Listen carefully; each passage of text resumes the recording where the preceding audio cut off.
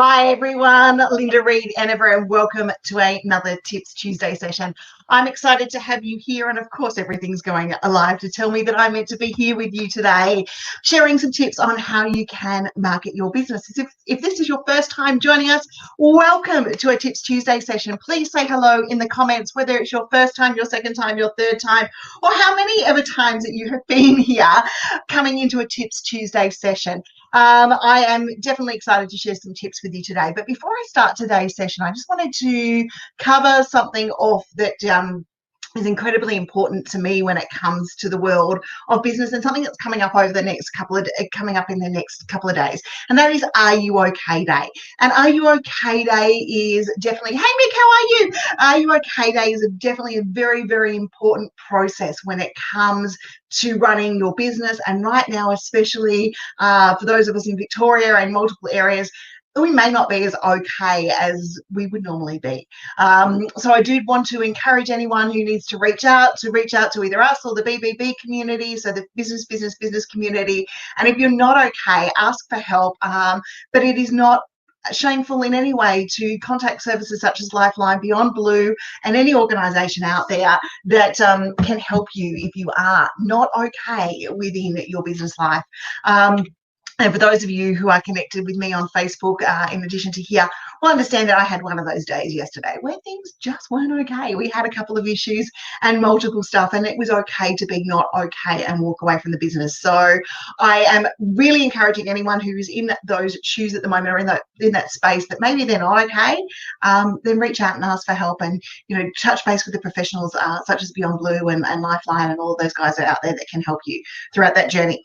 Okay, so let's delve into today's Tips Tuesday session. If you are not already registered for the webinar that's coming up this afternoon, we've got this morning at 11, it's not this afternoon, we have got a webinar on understanding the new Facebook look coming forward, and it's going to be a fun one because I have a feeling that Facebook have changed some stuff on me again today, so it'll be fun to see that one. But it's definitely there if you would like to come along to that event and webinar. I'm just trying to grab you guys a link while I'm here.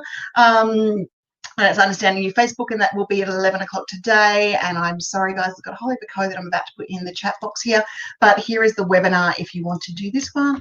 Here is the Facebook webinar. Okay, and then we'll delve into blogging for business tips to get you started this Tips Tuesday. Okay, really long link, but I hope that takes you through to the webinar, and it's put up in multiple spots of fun and games.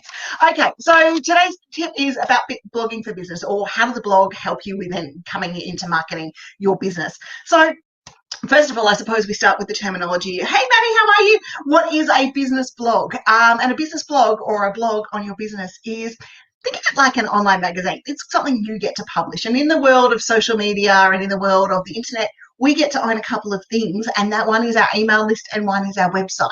And throughout that journey, having a blog, you've basically got a little bit of a magazine, a little bit of a promotional opportunity for you to be able to share your knowledge and your expertise, or things that people need to know within your industry, or tips, or video blogs like this one will get repurposed inside the Enever Group website later on today as a Tips Tuesday session.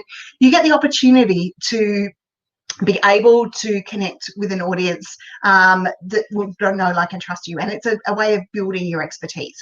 So a blog is, think of it like your own little personal curated online magazine.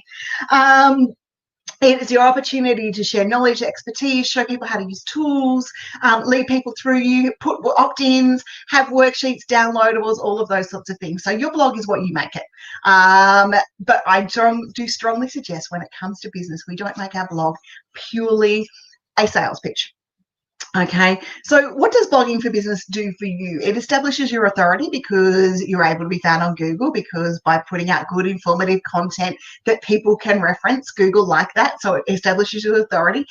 Renee, good morning. It also allows you to be able to establish be seen as an expert within your field. So, but it also allows you to be found. So it allows you to be searchable. And that's one of the components that we talk about in the Be the Expert Challenge, is about being searchable. So you have to be able to be found. So by blogging and by guest posting, you're able to be found. So it helps you establish your authority.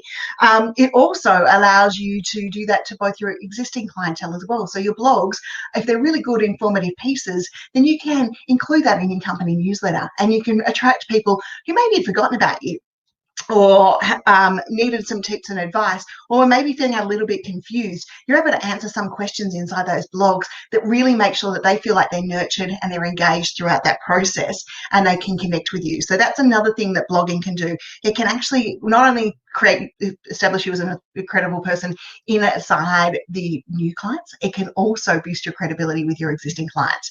So when you're looking at blogging for your business and you're looking at building your authority, look at some how-to posts, look at some really good tips and some really good pieces where you can educate your market and help them through.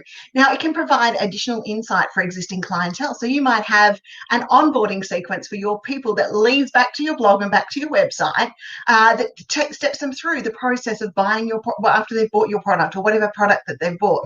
And just if you want to think about Kogan and some of those places out there that have got all their instruction manuals and those sorts of things on their site and as resources to help lead people back to the site.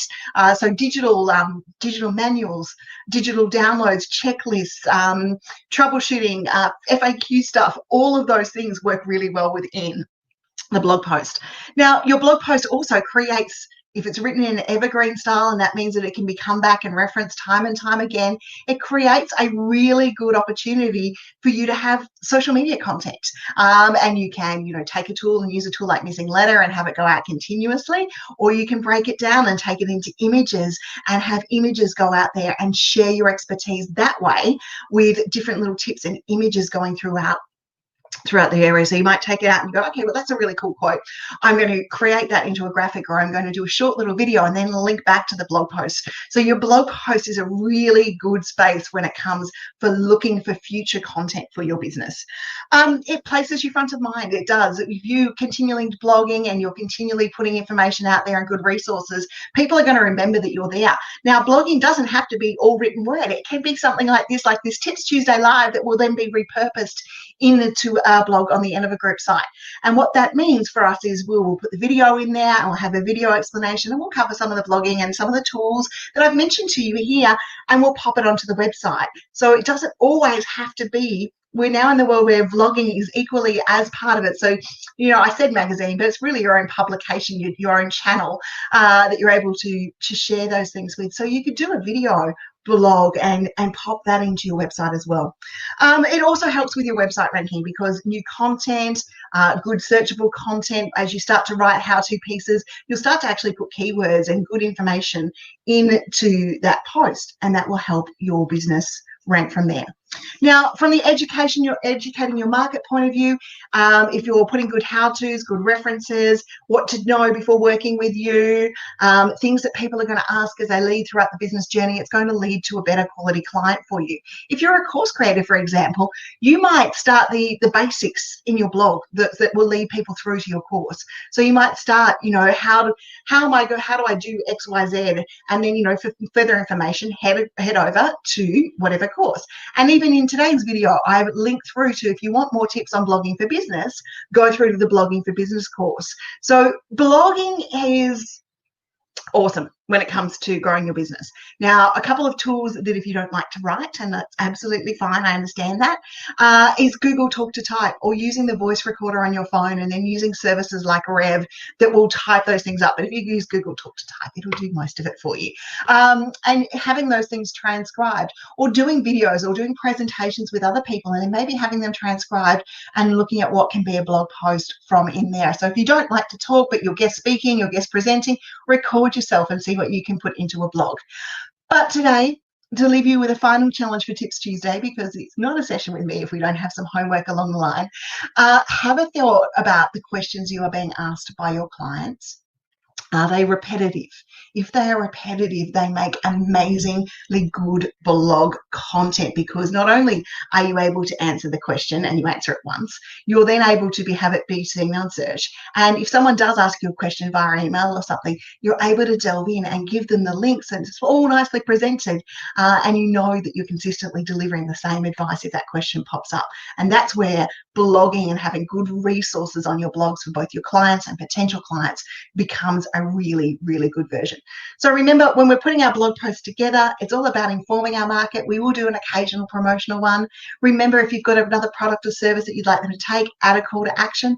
And if you've enjoyed this Tips Tuesday session, please give me a thumbs up. Let me know that you've liked it, because that's how we measure what our next topics are going to be. So the thumbs up, the hearts, the likes, or what we work out whether we're going to deliver and what the next topics are going to be for you guys here.